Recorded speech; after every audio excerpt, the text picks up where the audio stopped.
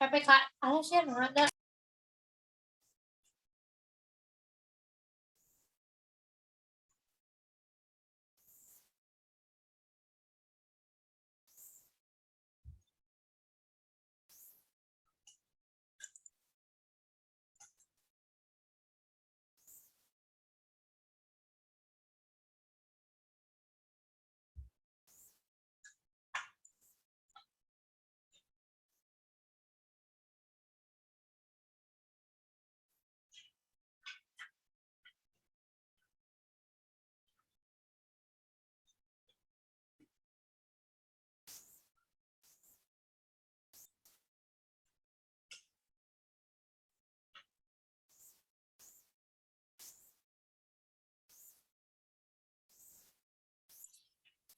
Baik, Assalamualaikum warahmatullahi wabarakatuh.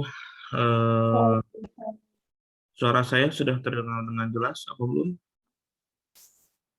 Terdengar, Pak. Nah, ya. Sambil kita nunggu, saya coba share dulu ya. Jadi hari ini materinya adalah tentang pembahasan kuis minggu lalu yang sudah Anda coba kerjakan ya secara online.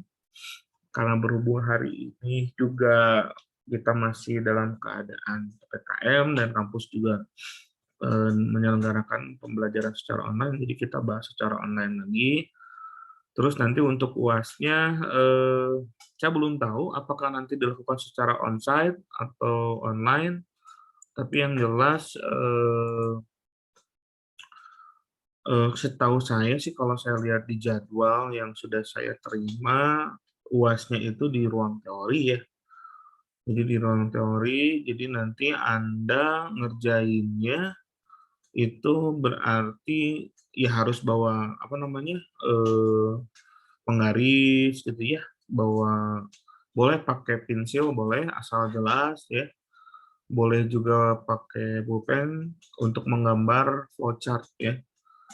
Jadi karena saya cek kemarin terakhir jadwal yang saya terima dari penjadwalan itu ternyata di ruang teori, berarti nanti pengerjaannya pakai lembar kerja ya berarti ya. Nanti kalau soalnya saya belum tahu ya apakah harus dibuka di e-learning apa gimana gitu ya.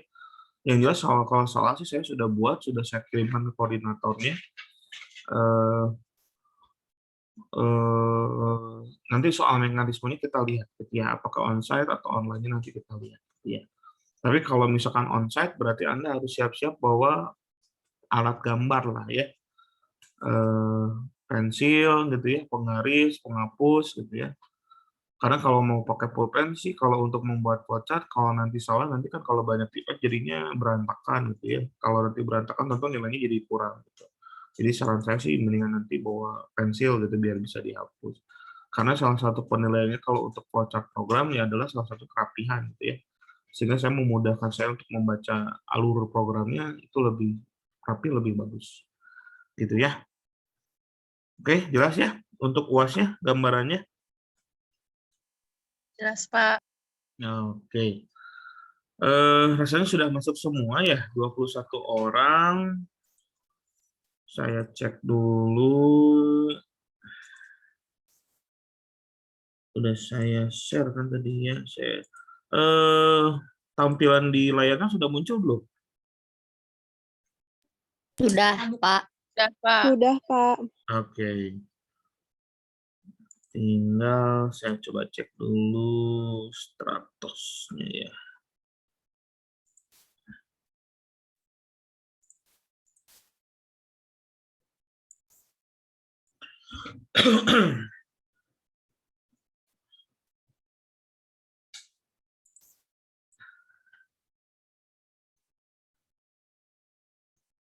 Dua 22 ya, tinggal satu orang lagi ya, belum masuk ya. 2 orang lah ya. Kalau dengan saya berarti 2 orang yang belum masuk ya. Oke, kita mulai saja ya. Bisa ya? Ya, Pak. Oke, Ya, baik. Pak. Ya, Pak. Ya, saya mulai dengan pembahasan soal quiz yang nomor 1 dulu. Jadi dimintanya adalah buatlah pseudocode dan flowchart. Ya, jadi nanti untuk UAS pun nanti saya tidak minta Anda bikin aplikasi ya, karena teori di ruang tapi jadi tidak memungkinkan. Paling nanti Anda diminta untuk membuat pseudocode dan flowchart programnya. Nah, untuk yang soal satu ini adalah seorang pelanggan di sebuah restoran tinggal memilih menu makanan berdasarkan nomor. Nomor ini berarti ya, berarti di sini ada 5 nomor, 1 sampai 5. Terus di sini ada nama menunya, ada soto ayam, soto daging, sate ayam, ayam plus telur, dan rawon. Ya. Terus ada harganya 4.000, 5.000, 6.000, 5.000, 5.000.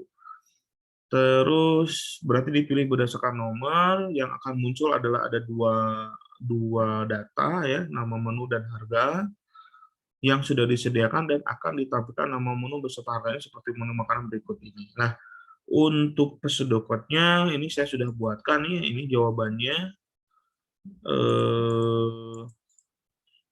Jadi untuk soal nomor 1 ini judulnya misalkan saya buat aplikasi menampilkan menu makanan ya. Terus dari sisi kamusnya saya apa ya namanya deklarasikan ya 3 variabel, variabel nomor sebagai integer, variabel nama menu sebagai string, variabel harga sebagai integer. Nah, untuk algoritmanya inputnya itu adalah nomor karena ketika diisi nomor maka yang muncul adalah nama menu dan harga. Nah, saya menggunakan select case ya. Kenapa dipilih select case? Karena ini kan pilihannya satu banyak ya. Akan jauh lebih mudah kalau saya menggunakan case gitu ya. Saya tinggal panggil case 1 sampai case 4 karena ada 5. Kalau nanti ada 10, case 1 sampai 9 gitu ya. Kalau ada 100 berarti case 1 sampai 99 case gitu ya, atau misalkan ya tergantung pilihannya lah. Jadi jauh lebih gampang dibanding saya menggunakan if then else ya, karena nanti ada statement if then else, if then else kan gitu ya. Jadi ada statementnya lebih banyak dibandingkan select case. Nah, jadi di pseudocode-nya tinggal saya masukkan case 1 gitu ya, misalkan maunya saya isi, kalau case 1 maka muncul ini ya, kalau case 2 munculnya ini, case 3 munculnya ini ya, case 4 munculnya ini, case else-nya adalah ini kan gitu ya. And select, terus di print nama menunya, di print harganya ya. Ini pseudocode-nya seperti ini ya. Untuk flowchart programnya bentuknya seperti ini ya, karena dia select case maka prosesnya nggak double di true or false-nya ya. Jadi saya langsung pakai break saja di sini. Ini break. Jadi break di situ adalah karena pilih ya. Jadi kalau nggak ini tergantung nilai yang dimasukkannya. Kalau nanti 3 maka langsung otomatis ketiga aja gitu. Jadi ketika nanti dicek nomor 3 maka yang langsung diceknya ini gitu ya. Jadi bentuknya seperti ini. Jadi saya masukkan dulu start, terus ada 3 variabel, ada nomor integer, nama menu string, harga juga integer, kemudian inputnya nomor. Nah, ini percabangannya ya, decision-nya 1 sampai 4. Kalau true, misalkan nomor 1 yang true, maka yang dipilih adalah soto ayam. Kalau yang nomor 2 yang true, maka yang dipilih soto daging. Nomor 3 yang true, maka ini bukan soto ayam ya, tapi sate ayam ya. Ini saya belum edit. Terus kalau yang true berikutnya, maka ayam plus telur. Dan terakhir adalah kemudian ditutup dengan print nama menu dan harga. Gitu ya. Nah, ini untuk nomor 1. Silakan, ada pertanyaan dulu untuk nomor 1. Ada yang sama atau ada yang beda, silakan diutarakan saja. Mungkin kalau belum paham juga boleh ditanyakan.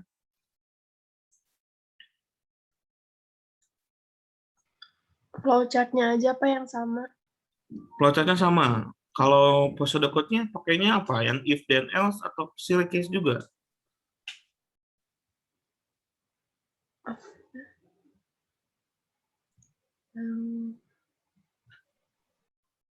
Masih ingat?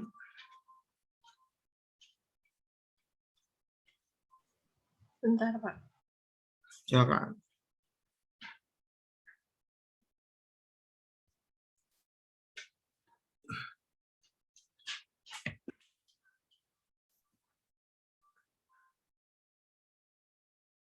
Yang lain boleh kalau sambil nunggu ditanyakan, silakan. Nesya, Putri, Rika,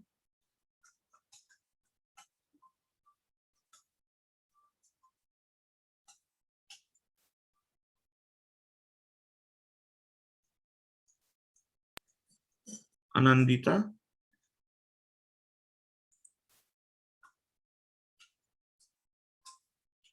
Sebentar, Pak. silakan.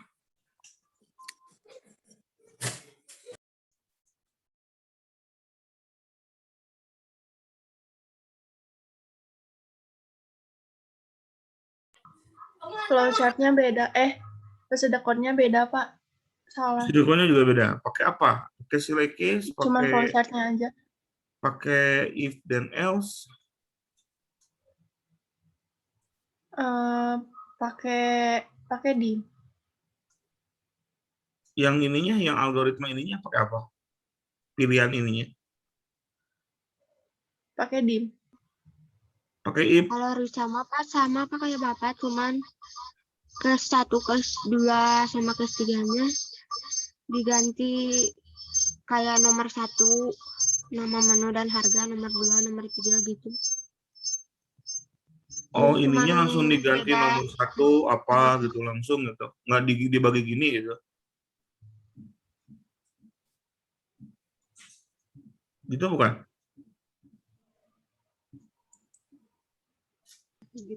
Cuman sama kayak Bapak, cuman Ricama yang Bapak kan ke 1. Ricama pakai ini nomor 1 nama menu dan harga soto ayam 4.000. Nomor 2 nama menu dan harga soto Oh, ayam. oke, Gitu, nggak Pak. masalah sih kalau itunya sih. Jadi dipanggil lagi nomornya ya, berarti ya maksudnya ya. Iya, Pak. Ya, nggak masalah, boleh. Kalau yang tadi siapa yang pakai dim, Putri apa siapa ya? Anandita, Pak. Anandita ya. Kalau dim itu sebenarnya bukan buat ini ya, bukan buat pemilihan kalau dim itu. Dim itu untuk mendeklarasikan variabel ya. Jadi kalau dim itu sebenarnya tetap ada, tapi bukan di sini nanti, bukan di algoritma, tapi nanti munculnya di kamus harusnya. Ya. Jadi kalau saya ambil contoh nih, saya juga bikinkan aplikasinya ya. Ini ya contohnya.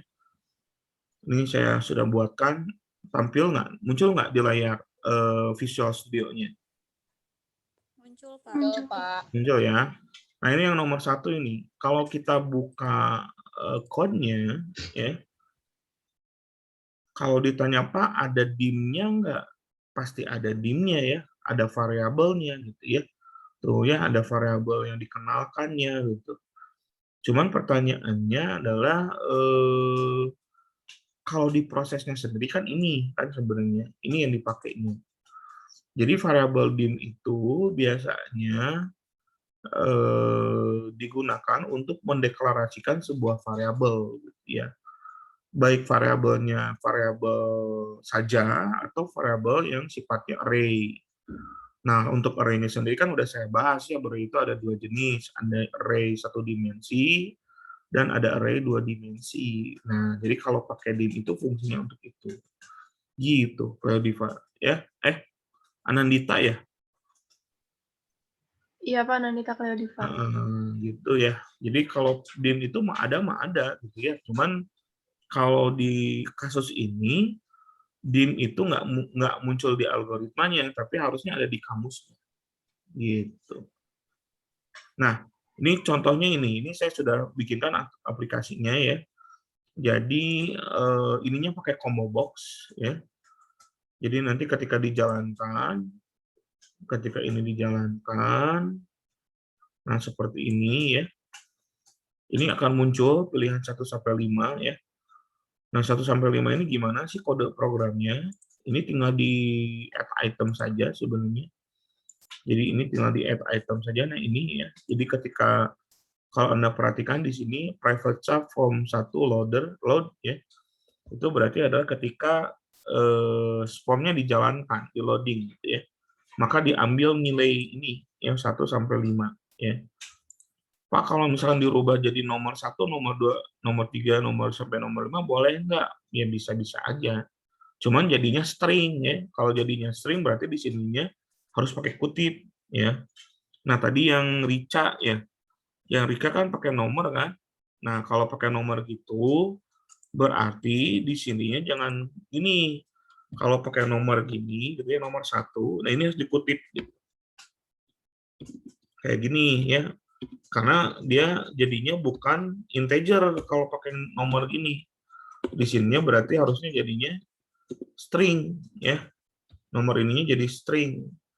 Kalau ditanya bisa nggak seperti ini, ya bisa-bisa aja gitu ya. Nggak ada masalah, asal konsisten gitu, pakai nomor semuanya. Kalau ini nomor di bawahnya nggak, pasti error. Berarti kan nanti tipe datanya nggak sama kan, gitu ya. Itu yang Rika kayak gitu. Nanti kalau misalkan dipakai nomor, berarti harus pakai kutip ya Rika ya. Nah di sininya kalau yang saya ini nggak pakai nomor, jadinya makanya tipe datanya integer saja gitu ya. Nah ketika ini dipilih nanti dia muncul ya. Yang 2 soto daging, 3 sate ayam, 4 ayam telur kalau dibersihkan bersih, 5 rawon bersihkan lagi gitu ya. Nah itu untuk yang nomor 1. Jadi saya cukup ambil nilai nomornya di combo box ya, sehingga tidak perlu saya input manual sebagai user. Kemudian nama menu dan harganya saya tinggal gunakan yang namanya Select case ya. Select case yang ini ya. Jadi yang ini diambil dari select case yang ini ya. Jadi di combo box-nya diambil itemnya, selected item ya. Sedangkan itemnya kan ini gitu ya. Jadi 1 sampai ini kalau nilainya 1 tampilkan ini. Nilainya 2 tampilkan ini dan seterusnya. Oke, ada pertanyaan lagi silakan untuk yang nomor 1 mengenai aplikasinya. Bapak Ya, enggak. mau nanya, kalau pakai if else gitu kurang tepat ya Pak atau gimana? Kalau if else itu ya kurang tepatnya karena pilihannya banyak, Mas. Jadi kalau misalkan pakai if else itu kalau pilihannya misalkan dua ya misalkan, karena kan if dan else ya, berarti jika benar maka salahnya apa. Kalau misalkan if else if Pak, bisa nggak? Bisa-bisa aja sih. Cuman itu juga tidak cocok untuk pilihannya banyak. Ini kan logikanya menu itu bisa banyak gitu ya. Misalkan bisa sampai 100 gitu ya, atau misalkan 50 menu gitu. Kalau pakai if dan else itu nanti blok programnya panjang. Sedangkan kita kalau bikin program itu ya sebisa mungkin apa namanya istilahnya lightweight gitu ya, ringkas gitu ya. Line programnya pendek sehingga ketika nanti ada error bacanya gampang. Jadi kalau ditanya salah sih nggak salah juga sebenarnya, bisa mah bisa gitu. Tapi kurang tepat aja pemakaiannya gitu. Tapi kalau nanti Pak saya kemarin ngerjainnya pakai if dan else ya, saya cek dulu nanti flowchart-nya bener nggak gitu, nyambung nggak. Kalau misalkan masih nyambung sih saya pasti anggap benar gitu ya. Gitu. Oke? Jelas? Maulana? Jelas Pak, jelas. Oke, silakan yang lain. Kalau ada lagi yang ditanyakan? Cukup yang nomor 1? Cukup. Gimana Cindy? Silakan. Sudah cukup, Pak. Oke. Nah, sekarang kita masuk ke pembahasan yang nomor 2 ya. Jadi kalau misalnya masih ditanyakan silakan langsung di-interrupt saja ya. Nomor 2-nya, nah ini buatlah algoritma untuk menampilkan bilangan ganjil dimulai dari 1 sampai dengan nilai n, di mana n diinput oleh user. Gitu ya. Contoh, misalkan n diisi dengan 5, maka output 135. Jika n diisi dengan 9, maka output 13579. Jadi ini tidak terbatas ya, mau diisi 51 kayak mau diisi 101 kayak gitu ya, semuanya bisa. Nah, algoritmanya jawabannya ini ya. Ini pakai looping ya. Pakai looping loopingnya simpel banget, paling sederhana ini sebenarnya soal ini. Jadi judulnya adalah aplikasi menampilkan bilangan ganjil dengan nilai akhir ditentukan oleh user. Saya tentukan n sebagai integer, i sebagai integer, tapi i-nya saya beri nilai awalnya 1 gitu ya. Karena kan bilangan ganjil ya. Kalau nanti bilangan genap mungkin 2 gitu ya. Kalau bilangan cacat 0 mungkin ya. Atau bilangan prima kan bilangannya habis dibagi 2 misalkan. Ya nanti di mod dulu gitu kan. Nah, untuk algoritmanya saya inputkan nilai n. N-nya berarti kan di sini kan. Nah, ini kan. Berarti kalau ininya n, ini tetap mulainya dari 1 gitu. Kalau saya isikan misalkan 17 berarti 1 sampai 17. Nah, stepnya adalah step 2. Berarti kan 1 tambah 2 3. Di print lagi gitu ya, jadi i-nya di print masuk, berarti sekarang 3 ke berikutnya, 5 ke berikutnya. Nah, biar gampangnya alurnya gini ya. Nah, ini startnya, ini apa namanya kamusnya ya yang tadi ya. Inputnya adalah nilai e. Nah, diceknya adalah jika i lebih kecil daripada n. Jadi misalkan kalau i-nya sekarang 1 lebih kecil daripada n, misalkan saya isikan nilai a-nya 5 gitu ya. Iya, betul. Maka 1 ditambah 2 jadinya 3. 3 lebih kecil daripada n? Iya, betul. Maka 3 ditambah 2 jadi 5. Apakah 5 lebih kecil daripada n? Tidak. False. Print. Nah, gitu. Jadi seperti itu alurnya ya. Misalkan saya isikan 9 nih, sama langkahnya. Masukin lagi 1 lebih kecil daripada 9, tidak. 1 tambah 2 3. 3 lebih kecil daripada 9, tidak. 3 tambah 2 5. 5 lebih kecil daripada 9, tidak. 5 tambah 2 7. 7 lebih kecil daripada 9, tidak. 7 tambah 2 9. 9 lebih kecil daripada 9, tidak ya. 9 adalah sama kan, berarti false ya, sehingga di print gitu. Ini untuk flowchart programnya ya. Di loopingnya pun seperti itu. Di print di sini adalah print ini itu mewakili ini ya, sebenarnya mewakili proses ini. Jadi kalau Pak, kalau saya didetailkan ya boleh saja gitu ya. Jadi one to ini kan tuh sebenarnya kan di sini kan menyebabkan diulangnya looping ini. Jadi isi looping ini yang for i 1 to n step 2 itu adalah di sini sebenarnya ini. Sehingga nanti isi loopingnya mana ya, ini saja. Kalau mau dipecahkan jadi detail juga boleh-boleh saja, yang ada masalah. Tapi jawabannya cukup seperti ini saja, ya simple, gitu ya. Nah, untuk programnya ya sama ya di looping juga, gitu. Jadi saya tampilkannya seperti ini. Ya, jadi di sini ada tombol tampil, di looping juga seperti tadi, ya dim n, dim i. Nah, i-nya ditambah sebagai apa? Dikasih nilai awal, nilai 1 ya.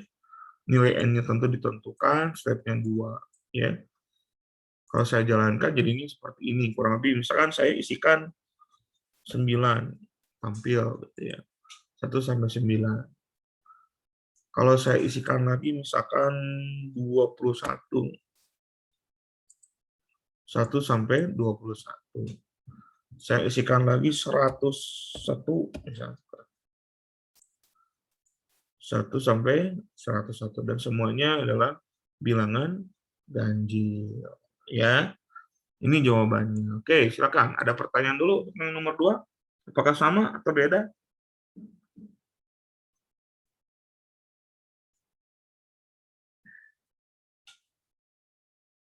Sama? Jawabannya? Tidak ada yang beda? Beda, Bapak. Beda lagi. Oke, Karisma. Apa bedanya Karisma?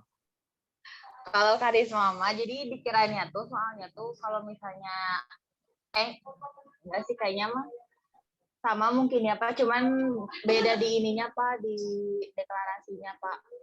Oh, Kan kalau di Bapak mah deklarasi apa-apa. Di looping juga berarti? Iya, dipakai looping juga. Cuman kan kalau yang Bapak mah si N-nya tuh nggak diketahui kan. Iya. Nah, kalau yang karisma jadi kayak udah diiniin gitu. Jadi si N-nya tuh yang sesuai sama yang soal, yang misalnya tuh diambil jadi Oh, oke. 5 yang gitu. ininya gitu. Iya, 5. Jadi munculnya 9. 1, 3, Oke. 5. Ya, kayak gitu, Pak, kalau karisma. Sayang banget ya, jadinya jadi kurang tepat ya. Kalau gitu nanti nggak fleksibel dong ya. Iya. Mm-mm. Soalnya agak bingung juga gitu maksudnya soalnya gitu. Belum Oh, begitu. iya, iya, iya. Mungkin karena Belum nangkep soalnya salah gitu ya. Iya, mungkin dari soalnya juga nangkepnya kurang Oke. jelas gitu, Pak. Soalnya di sini kan contoh ya. Contoh misalkan N diisi dengan nilai 5. Maka 1 jika diisi nilai 9-nya. Nah, harusnya sih kemarin kalau memang kurang paham mengenai soalnya boleh sebenarnya ditanyakan di grup ya. Saya juga bisa jelaskan kalau untuk soalnya, walaupun jawabannya mungkin ya Anda harus cari sendiri. Tapi kalau Anda sudah bikin pakai looping itu sudah bagus sebenarnya. Walaupun jadinya nanti loopingnya jadi looping batas akhirnya tidak fleksibel gitu ya. Jadinya cuma 5 dan 9 saja. Iya. Jadinya kurangnya Kayak nilainya sama di situ yang di aja. Iya, Betul. oke, Bapak. Oke, Makasih, yang Bapak. lain bangga. Yang lain silakan. Yang lain sama semua berarti nih. Cuman karisma aja yang beda nih. Sama Pak loopingnya, cuman di algoritmanya, di inputnya 5 sama 9. Oh, sama kayak karisma ya berarti ya.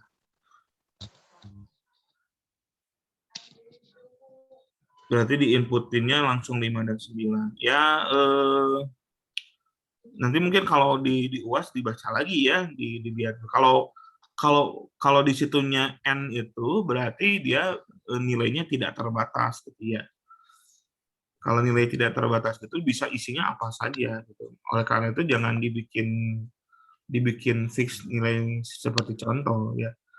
Kan tujuannya variabel itu adalah menampung nilai dengan isi nilai tergantung tipe datanya. Jadi kalau kita pakai tipe data itu kan kalau integer saja sampai 37.800 sekian kan ya. Jadi bisa menampung sekian besar gitu. Jadi dilihat dulu kalau di contohnya sudah fix misal 5 dan 9 ya Anda boleh loopingnya itu saja. Tapi kalau misalkan tidak ya jangan ya. Tapi masih ada nilainya lah selama Anda sudah menggunakan looping. Kecuali tidak looping sama sekali gitu ya, misalkan yang lain jawabannya mungkin salah. Oke, silakan yang lain sama juga seperti karisma atau ada yang beda, mungkin beda jauh sama sekali jauh gitu, nggak pakai looping gitu. Bapak, Beda, Pak. Ya, Cindy silakan. kalau Cindy hampir sama kayak Bapak, cuma nggak ada inputan bilangan I lebih kecil dari N-nya gitu, jadi beda lagi. Cuma N-nya emang nggak diketahuin, jadi yang udah pastinya itu ya inputnya dari 1 aja gitu. Oh, ininya ya berarti ya. Ininya nggak ada gitu Cindy maksudnya. Bentar Pak, ini agak sedikit lupa jadi lagi ngebuka dulu. Oke.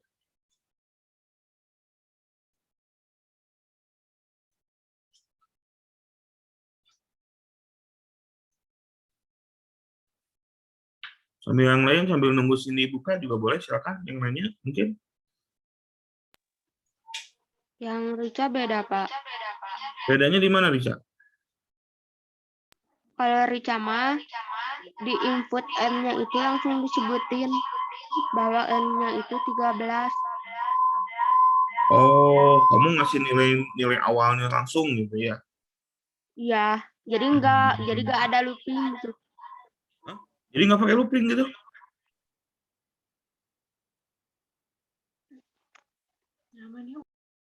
Kalau nggak pakai looping masalah dong bisa ya. Tetap harus ada looping sekalipun ditentukan nilai akhirnya 13 juga. Baik, Pak. Ya, nggak apa-apa lah. Ya kan sudah nyobain. Oke, Cindy gimana Cindy? Bapak baru lihat lagi. Kan kalau yang Bapak mah ada next sama S-nya. Kalau Risawa nggak ada gitu. Ada apa? I sama N-nya? Nggak ada true false-nya, Pak. Hah? Gimana? Nggak ada true sama false-nya. Jadi langsung Oh, disebutin gitu. langsung ke bawah gitu? Iya, Oh, itu berarti tapi dulu Pak tetap looping, tapi kalau nggak ada true false-nya berarti runtunan dong, bukan looping dong kalau gitu. Kan kalau looping kan harus ada true false dulu kan. Kalau runtunan langsung ke bawah. Apa namanya? Kan kita ada fungsi itu ada 3 kan. Ada fungsi runtunan, fungsi percabangan, dan fungsi sekuensial, percabangan, dan fungsi pengulangan. Nah, percabangan itu kenapa dipelajari sebelum looping? Karena looping itu isinya percabangan sebenarnya. Tapi diulang berkali-kali berdasarkan jumlah iterasi pengulangannya.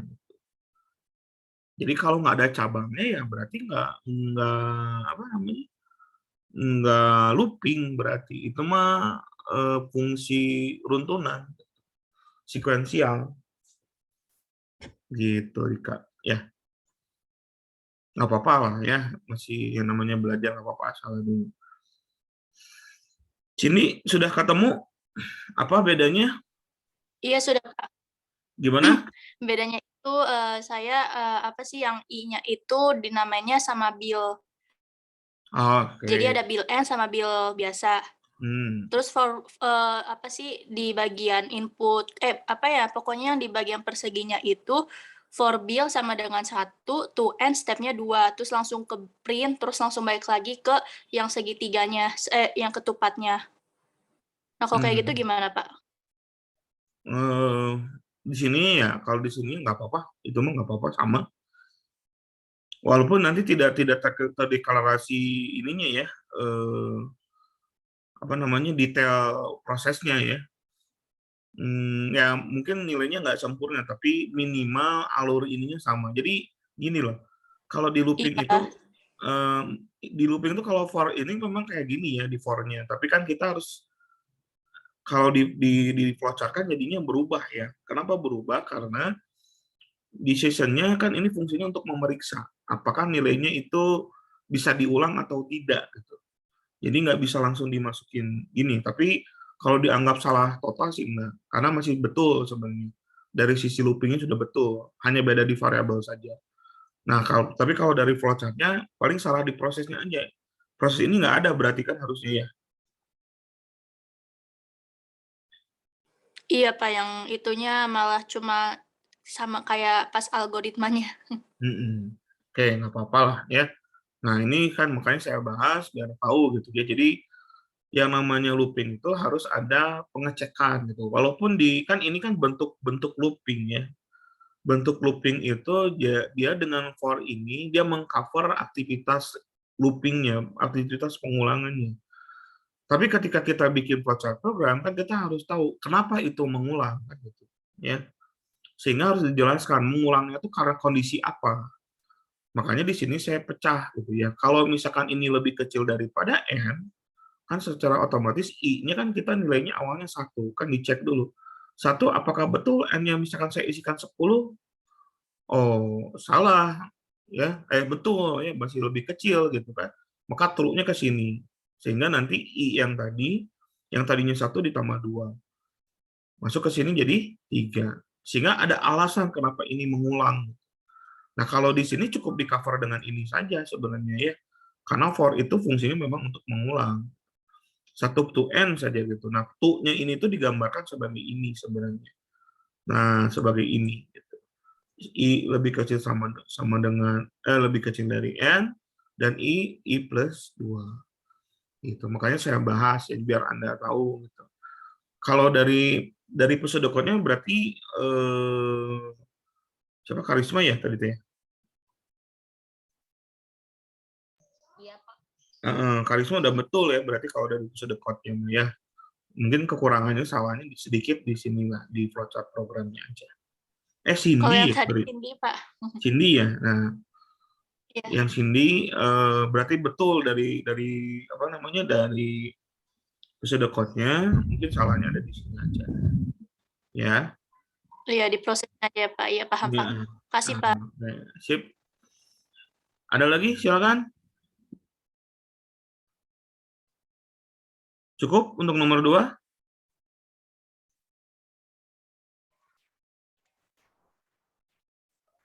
Bapak mau nanya. Mangga, silakan.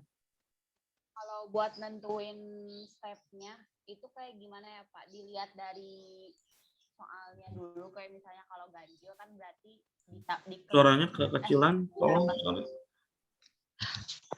Kan kalau misalnya apa sih nentuin step-nya Pak, step 2 misalnya kayak gitu. Nah itu cara nentuinnya kayak gimana? Dilihat dari soalnya kah? Yang misalnya kalau ganjil itu kan berarti tinggal ditambahin 2 kan, jadi tetap nilainya ganjil gitu. Kalau misalnya yang genap berarti ditambahnya 1 gitu. Kayak gitu Pak, step buat nentuin stepnya. Iya, betul. Lihat aja dari runtunan bilangannya sih. Kalau di looping sih seperti itu ya. Jadi tinggal lihat runtunan bilangan ininya aja. Kalau ininya apa namanya, jaraknya 2 ya, berarti di looping 2 kali. 2. Betul. Oke, makasih Bapak. Ya. Ada lagi? Silakan.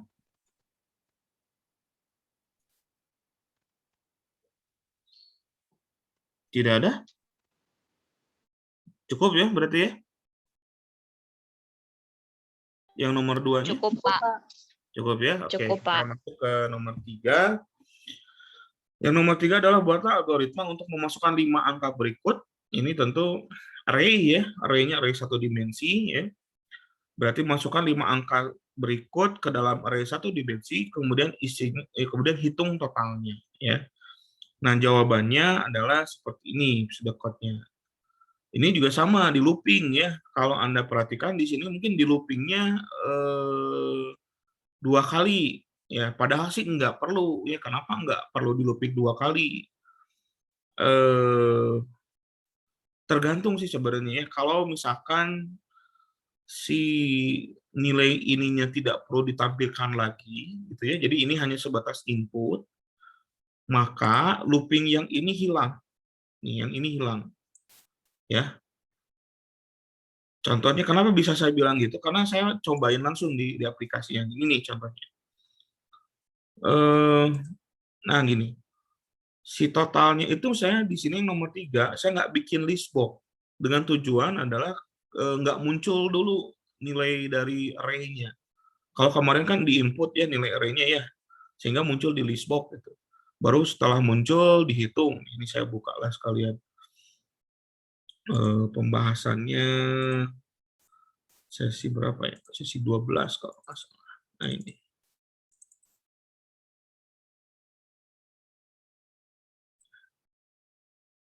Nah ini ya. Nah kalau kemarin kan input array, misalkan saya masukkan 3, 5, 6, 8, 9, misalkan. Nah gini ya. Sehingga ada proses input dan ditampilkan. Oleh karena itu, karena ada proses itu, makanya di sininya ada looping dulu untuk menampilkan di, nah ini, menampilkan di dalam list box ya. Sehingga butuh looping untuk itu. Nah, setelah itu di looping baru dihitung kan totalnya ya. Nah, ini dihitung totalnya. Totalnya kan looping lagi ya. Untuk yang ini. Nah, beda ceritanya kalau tidak perlu ditampilkan di list box, maka loopingnya cukup sekali saja ya. Jadi yang ini tuh tidak perlu, nih saya hapus aja ya. Nah, jadi loopingnya cukup sekali saja gitu. Loopingnya cuma ini saja ya. Jadi saya deklarasikan ini berarti tidak perlu ada C ya. Nah, ini tidak perlu ada C. Saya deklarasikan A sebagai array, tipe datanya integer, ukurannya 5 ya. B sebagai integer, total